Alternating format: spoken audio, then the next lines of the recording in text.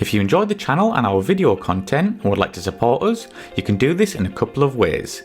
You can sign up to our Patreon site, which is a monthly subscription to one of our 4 tiers, each giving you something different from early access interviews up to exclusive unseen footage. There's also the option of a one-off donation via PayPal, which allows you the option to donate an amount of your choice. Both options really help to keep this channel going and to continue putting out regular content for you good folk. So please take a look at aircrewinterview.tv/donate, and I thank you in advance. Thank you and enjoy.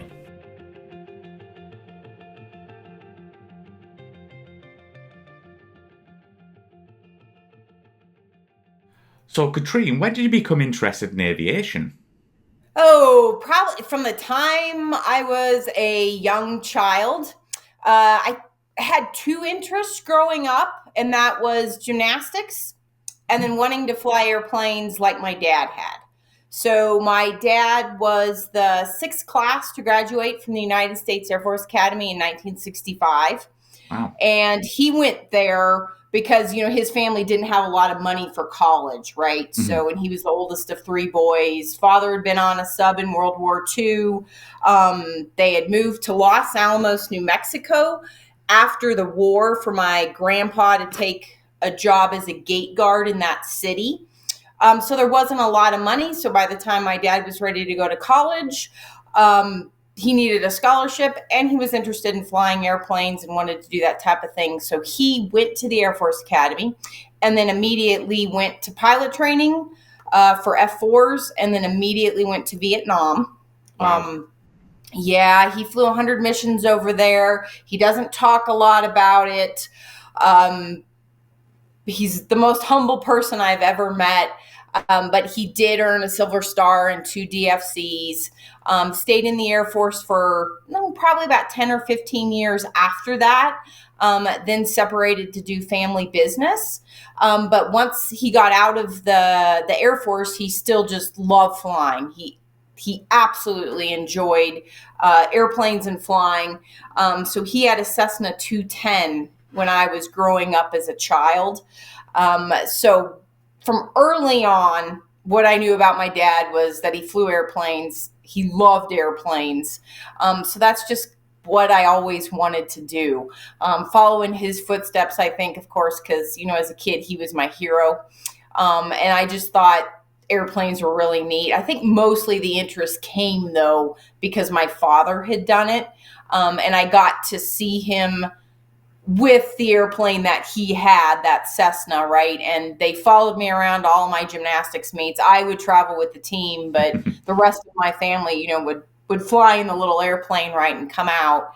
And that's really where the interest came from, I think, from that, my dad having done it. Otherwise, I don't know that necessarily an interest in aviation would have come to me. It really came through my father. Yeah, absolutely. This is probably a stupid question now, Katrine, but why did you want to join the US Air Force and not another branch? Well, maybe the first answer is because if I'd gone into any other branch, my father would have been really upset with me. That's actually probably a joke. Yeah. I wanted to fly, right? The point was to do what my dad had done. The little I knew about what he'd done in the military, I liked. I thought airplanes were really neat. I loved flying with him. I didn't get to do a lot of it growing up because, as I said, I had that other love, which was gymnastics. And I spent a lot of time doing that sport. That was kind of all involved. There wasn't any time for anything else. So my senior year of high school, I actually did have some time in my coursework where I started working on my pilot's license, my private pilot's license. So I did that a little bit while I was applying to colleges to continue, I guess, the interest in aviation. But the interest in the Air Force versus the Naval Academy or West Point was the flying aspect. And from my dad's perspective, the Air Force Academy was the best place to go to then get the opportunity to fly. You can obviously fly in the Army, you can obviously fly in the Navy, and going to one of those military schools would have been the same level of education. But from the perspective of I really wanted to go fly airplanes, give myself the best chance, was the Air Force route. And then the military as a whole, I think I really, I don't know if bought into is the right word, but I really subscribed to the fact that I wanted to do something important in life, right? I didn't want to just go to college and graduate and get a job. Yeah. I wanted to have a career or a profession that was meaningful, and gave something back to the time, gave something back to the country that I felt like had given me so much as an 18-year-old can feel that way, right? When they're 18. Yeah. My dad had talked about service and the importance of that, and his father had been on a submarine in World War II. So there was some military history in my family. My mom's dad had been in World War II as a pharmacist, so a little different than my dad's dad. But there was some family military history there, and there was some history of service. So it was also not just the Air Force Academy. I think it was the military as a whole, from the perspective of being part of something bigger than myself, right? And doing something that I felt was important to, I guess you could say, the American way of life. I was also really disciplined as a kid and very structured. And so the military, and especially a service academy from that perspective, I think really aligned with my personality and my characteristics. I think is also why gymnastics was such a good sport for me as well, because of the discipline required, right, and the time frame. So I think all that kind of just came together, and it really was just naturally how I was, I think, as a young kid, right? I just naturally gravitated to thinking airplanes were neat, naturally gravitated to the fact that the military probably was going to be a good fit for me. And then the Air Force just made the most sense. So that's where I applied. I actually did get nominations from senators to go to the Naval Academy too. I think maybe partly as a joke when I told them that I wasn't as interested in the Naval Academy, but did get the nomination to the Air Force Academy. And then, of course, the Air Force Academy at the time had the Naval Academy had a women's gymnastics team. I don't believe West Point did. And at the time, the team at the Air Force Academy was a little better than the Naval Academy team. So that also came into partly a little bit into my decision, just because I had loved that sport so much. I'm obviously here to talk about aircraft maintenance because that's what you went on to. Can you talk us through a bit of your journey and, coming from like basic training, what that entailed and where you were based for this part? Okay. Well, when you go to the Air Force Academy, it's a 4-year college. So you graduate with a 4-year degree. West Point and Annapolis are the same. Of course, the Air Force Academy was the last school to come along, right? West Point and Annapolis had been around before the Academy existed, because the Air Force was, the last of those services to come in.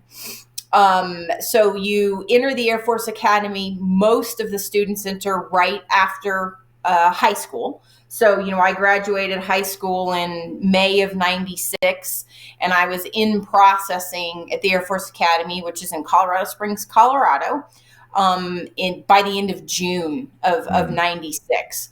And the first thing you do when you go into the Air Force Academy, just like if you were to join the military right out of high school and go the enlisted route, you go to basic training. And basic training was called basic cadet training at the Air Force Academy. It was 6 weeks long. The first BCT is what we call it, basic cadet training. First BCT is the first 3 weeks.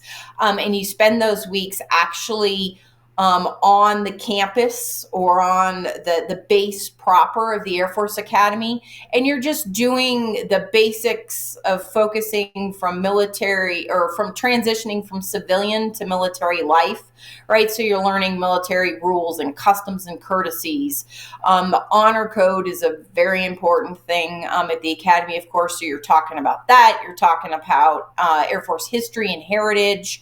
And then just the basics of the discipline and what's required of being in the military. The second, learning how to march, how to wear your uniform, all that kind of stuff. The second 3 weeks is what we call second BCT, where you go out to Jacks Valley. And it's an outdoor area where you sleep in tents. It's all focused on physical stuff. You do a lot of small arm team tactics stuff. There's ropes courses and the assault course. It's all physical stuff, like what you would imagine a lot of, military playing in the mud and the dirt is. And it's very physical. And I really enjoyed that piece of it, I think. Going to the academy and transitioning into that basic training piece was eye-opening for a lot of my classmates. I think we started my class about 1,300 kids. By the time we graduated 4 years later, we had 950-ish. So we had actually a pretty low attrition rate comparatively to other classes. The strength of the cadet wing is just over 4,000 cadets, meaning that is the limit the government Congress has set on how many cadets can be at the academy at a time. It's like 4,100 something, but there can be less. So it's about 1,000 cadets per class. So of course you enter with a little more because there will be an attrition rate. And I think my class did have a fairly low attrition rate, but we did lose a lot during that first summer going into basic, just because it's such if you don't know much about the military and you're not prepared, it's a big transition going from civilian life, right, into this military environment. But for me, it was very natural to me. Because the physical piece obviously wasn't hard at all for me because of the gymnastics.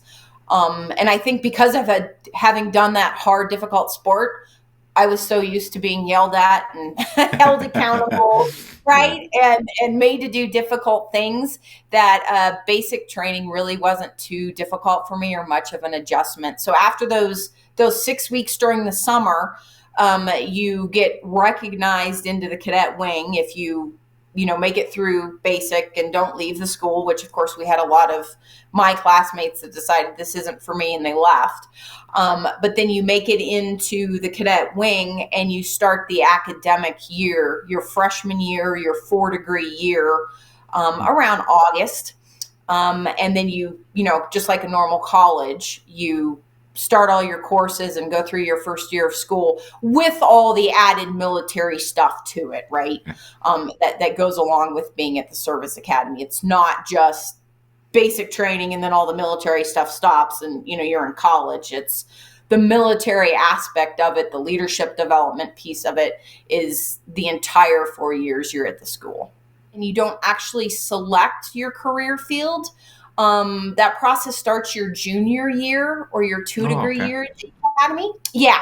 So, and the majority of people that are going to enter the academy is freshmen or basic cadets want to go to pilot training.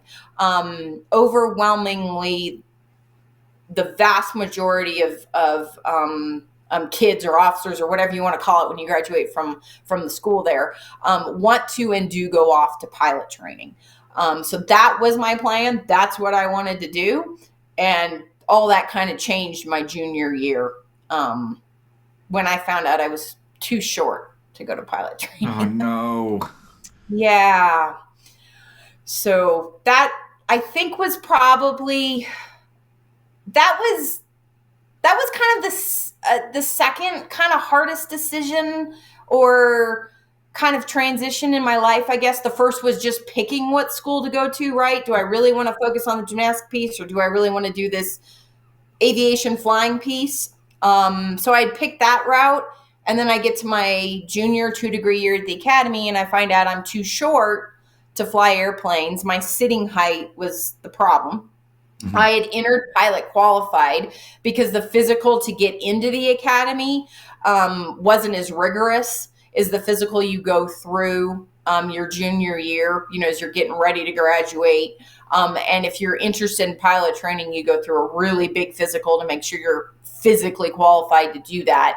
And I was worried about my eyes actually because they had gotten gotten worse, right? I wear contacts now. I'm nearsighted. And I wasn't doing that at the time, but by the time I was a junior, I was starting to realize, I think I need contacts. So I was worried about passing the eye exam. And I passed it, and then got this news that I was too short, which was completely out of the blue, and really devastated me because it was something I had no control over, right? It wasn't because I hadn't done well enough at school or I didn't have the aptitude for it. It was something I had absolutely no control over. So when I found that out, that was really hard, hearing those words and then having to try to figure out what I was actually going to go do. Yeah, absolutely. So can you talk us through your journey after this? Being some devastating news, how did you go on to the next part of your US Air Force career? What happened for you? So, of course, the first phone call I made was to my dad, right? What do I do? I can't go to pilot training. The whole reason I came to this school, I seriously had not thought about any other career field, which might be a little crazy because the majority of people that are in the Air Force are not officers. There are enlisted service members, and they're in other career fields other than flying, right? Yeah. Pilots are actually the minority, if you will, from a career perspective in the Air Force even. So there's a ton of other jobs. So I call him. I knew nothing about any other job. Called him probably just in tears and said, what do I do? And without missing a beat, my dad said, well, you need to pick aircraft maintenance. And I'm like, well, why? And he told me this story about when he got to Vietnam as an F-4 pilot, a backseater at the time. It was the rainy season. And they'd come out to the airplanes, and the crew chiefs, of course, had been out at the airplane for an hour, 2 hours, 3 hours, whatever, preparing the airplane for them to fly.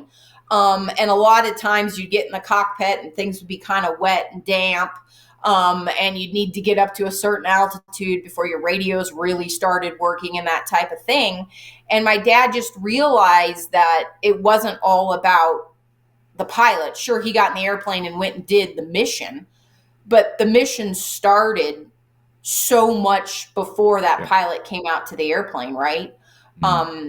It started with the maintainers getting that airplane ready to go. And so one day he just walked out to the airplane when it was raining, 2 hours before his flight, and spent 2 hours with the crew chief as the crew chief was doing the pre-flight or fixing whatever he needed to fix to get the airplane ready to fly, and tried to learn and understand, what that young kid, probably 18-year-old kid, right, was going through. And my father said from that point on, whenever he would come out to an airplane and he had that specific kid working on his airplane, somehow his cockpit seemed to be a little drier, right? That maintainer was probably extremely appreciative of my dad wanting to understand what he did, and taking that time. So he put a little extra effort in. So long story short, the whole point for my dad was that, yes, I understand you still want to fly. Let's fight, let's do a waiver. Let's work on seeing if we can get you there at some point. But while you're waiting for that, I think it would be very beneficial for you. And then you would become a better pilot if that's where you do go, if you've learned about aircraft maintenance. So that's what I did. So, picked that. I think it's our senior year, when you actually kind of towards the middle of the year, 100 days till you graduate, when you actually select the career field. And then once you select your career field, you select the base you want to go to. And you put your top 5 down or whatever it is. And then based on your merit in the class, you get selected for your specific location that you're going to. So I picked aircraft maintenance. I got it. I can't even remember what I put as a second and third choice because, maintenance was already my second choice. So I don't think my brain at that time could even comprehend that I might not get my second choice. So I got aircraft maintenance, and then I picked Eglin Air Force Base in Florida. They had F-15Cs at the time, and I wanted to work fighters because of obviously my dad's experience, just what I had heard about at the academy and stuff. So I picked that airplane, and did get my first choice of bases. So when I graduated in May of 2000, I went off to aircraft maintenance school and then went to Eglin Air Force Base to work on F-15s. When you're picking where you want to go, is it more the base or is it the type of aircraft? You're like, I want F-15s or I want C-17s, or is it base only? Yeah, each career field's going to be a little different, right? And Right. if you're picking maintenance versus finance or acquisitions, right? If you're finance, you probably don't care what kind of airplane is at the base, so maybe Okay. you're picking a base because, no, I don't know, it's a big base with a There's a beach big nearby budget or because something. yeah, it has a lot of facilities. Or if you're picking acquisitions, you're probably picking it because of whatever programs the you want to work and what base has that. So with maintenance, the two kind of tied. So you don't say, I want F-15s at Eglin. If I remember, and this is terrible, I mean, I graduated 25 years ago now. Isn't that insane? Wow. The time is just flying. And it's amazing how much I've forgotten that happened through those 4 years, even though as I was going through it, I'm like, I will never forget this stuff. It's so monumental. Yeah. I think what I did was just pick the base, right? And of course, Right. my decision for picking the base was the airplanes that were at it, not the location. So I picked Eglin not because it was in Florida, but because it had F-15s, and I thought I wanted to work those. Yeah, absolutely. And you've got so many aircraft you work on, but like I'm just going to kind of pick your first two. Obviously, F-15Cs there. What was it like arriving on base and getting stuck in for the first time? It's intimidating, right? Because I know absolutely nothing. And I got sent to Eglin before I'd actually gone to aircraft maintenance technical school. So because my class didn't start for 2 or 3 months until after I was supposed to have, graduated the academy, done my leave. And then my technical school didn't start for 2 or 3 months. So they sent me to Eglin to get settled there to start working, but you don't know anything, right? And as a lieutenant, second lieutenant in aircraft maintenance, what you learn immediately is that the enlisted corps are the worker bees, right? They are the ones who have the subject matter expertise. They are the technical experts. They are the ones that actually turn the wrenches on the airplanes. And the maintenance officers are the managers of the whole process, ensuring Right. that the technical work is getting done, ensuring that all your technicians, whether they're avionics troops or engine troops or weapons troops or not because it's easy, but overall mechanics, which we call crew chiefs, you need to make sure they all have the right resources, whether it's parts or tools or time to do the job. And then the big piece of a maintenance officer is you manage the flying schedule and the flying hour program and working with the operators on that piece, right? So it's really management of the entire aircraft maintenance process, and the individuals actually turning the wrench and making those airplanes fly is our enlisted corps. So as a second lieutenant, you learn very quickly to find a chief master sergeant, to tag on to, or another senior NCO, master sergeant, senior master sergeant, that you can attach yourself to start learning as much as you can. So that's what I really did those first 2 or 3 months, is just try to spend as much time as I could with our senior enlisted just soaking up whatever I could soak up until I really understood what aircraft maintenance was all about, right? And I needed to go to the technical school to do that first. So it was really intimidating showing up there, frankly, at first.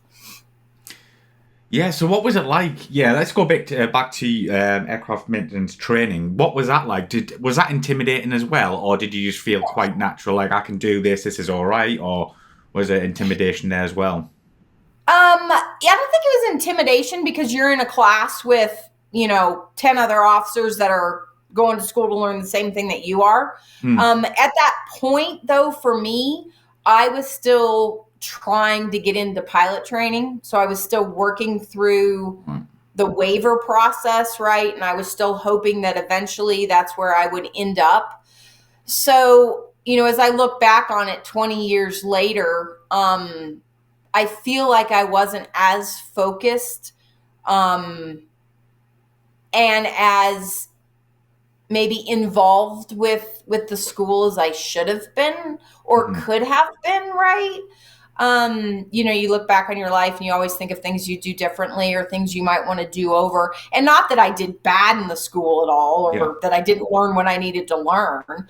But I was still, I had this hope that, okay, this is only temporary and I'm going to move on and do the thing I really want to do. And the school at the time was it was very just academic, I don't even know if academic's the right word. It was, somebody standing up in front of us going through PowerPoint presentations, teaching us about, different tools, about how you build a flying schedule, different parts, a little bit about the different airplanes, information about the different sections of aircraft maintenance, whether it be avionics or fabrication or weapons or, whatever, right? And so it was very just in the classroom staring at PowerPoint. They have Mhm. completely revamped the school and changed the process now. So I think it's a lot better now. And then when I actually had the opportunity to go to our weapons school, if you will, for aircraft maintenance, I did get selected for that as a captain and got to go through that really rigorous program. That was a lot better, and that really got me excited about what we do as maintenance officers. But I think that initial school, it was just kind of like, partly Yeah. because my brain was focused on I really want to go do something else, and partly because I don't think the actual, academics, especially after coming out of the Air Force Academy, where the academics were so high class, if you will. The technical school left a lot to be desired, so that wasn't intimidating at all. And I don't think I actually learned that much. Where I learned aircraft maintenance was being at a unit, getting involved with the maintainers doing the job and asking a ton of questions, right? And being out on the flight line with them and being in the back shop with them, and getting my hands dirty trying to understand what they were doing. That's where I really learned the job of aircraft maintenance. So let's get into the bit of the nitty gritty here. So, how big was like a crew of maintainers? Like, and did they all have specific roles? Like, one was engines, avionics, etc. And how did you manage that? And did you feel technically knowledgeable to kind of run that show, if that's the right way to say it? Yeah, yeah. Well, first, I never felt knowledgeable, and even in my last assignment where I was a group commander, running Wow. all of aircraft maintenance for the wing right at my base, I still didn't feel like I knew enough to do the job. Oh, really? I've never felt that way. I know that the way I get my job done is I find the smart people, my smart maintainers, right? And I rely on them. What I do know how to do is I know how to lead and manage resources, and I know how to find those good people who I Right. trust, right? So you have to have enough technical understanding of any airframe you're working on to understand the problem that's being told to you, and if the solution they're providing actually makes sense, or they're trying to pull the wool over your eyes, right, on something. Hmm. So you you do have to have some technical knowledge from that aspect. And you do have to learn the ins and outs of whatever airframe you're working in order to be able to do the job as a maintainer. As a maintenance officer, starting as a second lieutenant, obviously you'll start in a smaller part of the organization, right? And then as you gain experience and you gain rank, you move up, just like our enlisted personnel do, right? They start working in a very specific, small technical part of aircraft maintenance, and then throughout their careers, they gain rank and experience and move up into leadership positions and all that kind of stuff. So everybody in the military does that. The way maintenance, for the most part, is set up, in just a wing, there's maintenance organizations throughout the Air Force that manage entire aircraft systems or manage entire aircraft platforms or perform the heavy aircraft long-term, what we call depot maintenance. So, but those are outside a flying wing. If you're in a flying wing, that is made up of groups, and the groups in a flying wing are the maintenance group.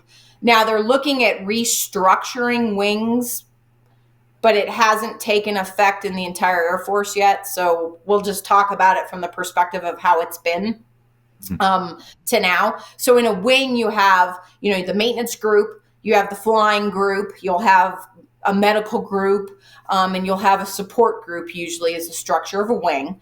And then inside each one of those groups, you have squadrons, and the amount of squadrons that a group has depends upon the mission of the wing, what the actual group is. Medical group tends to be smaller. In a lot of wings, the maintenance group tends to be the biggest group in a wing.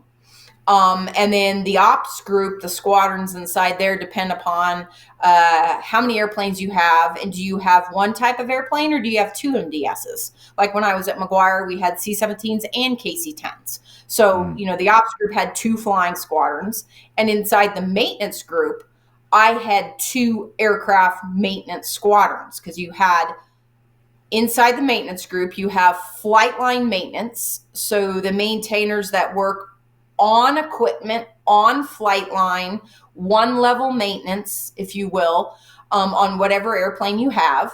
And if you have multiple types of airplanes, you'll have multiple AMXSs, we call them, aircraft maintenance squadrons. You will also have your back shop maintenance squadron, or your off equipment, i.e. something breaks on the airplane, a component, you take it off the airplane and you take it into a maintenance shop off the flight line to do that work. That's the maintenance squadron. Maintenance squadrons tend to be sometimes the biggest squadrons on base. They can have 500, 600, 700 people in them. Wow. Maintenance, yes, they're huge. Maintenance groups, the one at McGuire where I was a deputy group commander, we had over 1,000 people in the entire maintenance group. And maintenance groups also tend to have the most facilities, because a maintenance squadron will have a fabrication shop. They'll have a weapons shop, a munitions shop, right, where they store all the munitions, a bomb dump, if you will. They'll have avionics. They'll have hydraulics. They'll have support sections and tool rooms, right? So the amount of facilities and then equipment, right, whether it be tools or test equipment or big CNC machines and welding machines in the fabrication shop, the maintenance squadron will have all of that equipment.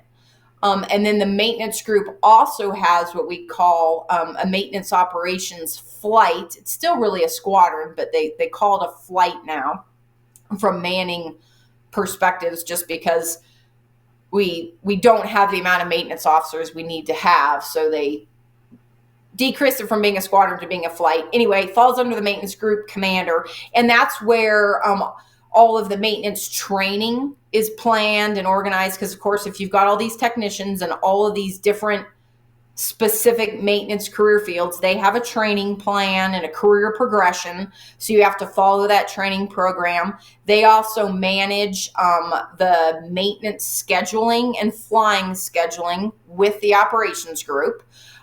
They also handle all the analysis. In aircraft maintenance, metrics are really important.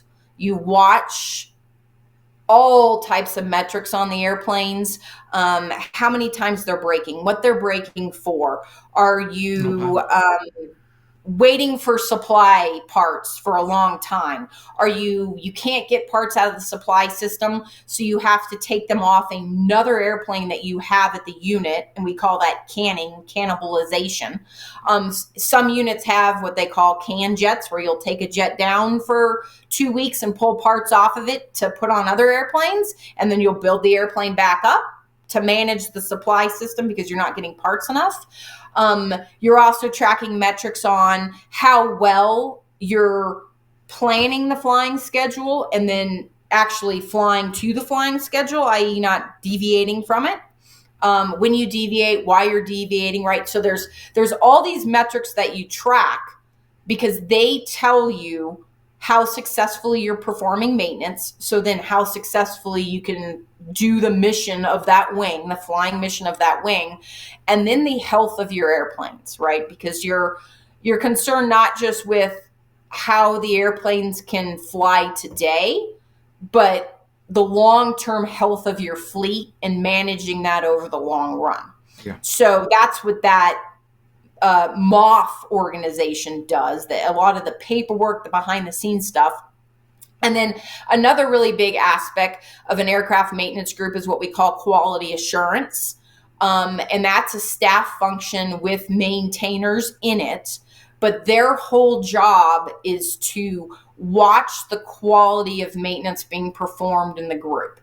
And there's specific rules and regulations we have on what inspections need to be done and when they need to be done, and how many times a year the maintainers need to be evaluated on tasks and that sort of thing. Quality assurance also is really involved with the technical orders, which are the instructions of how you perform maintenance, right? And keeping those up to date. And if changes to those things need to happen, if we're having quality issues with parts, that type of stuff that quality assurance team does. So that is very long-winded to say that is a maintenance group. It's usually one of the biggest organizations in the wing, if not the biggest. And maintenance groups are made up of smaller organizations, anywhere from like 20 people could be in a flight, to hundreds of people in a squadron, right? To maybe 1,000 or more people in a maintenance group. And I've been in charge of maintainers, at all of those levels throughout my career.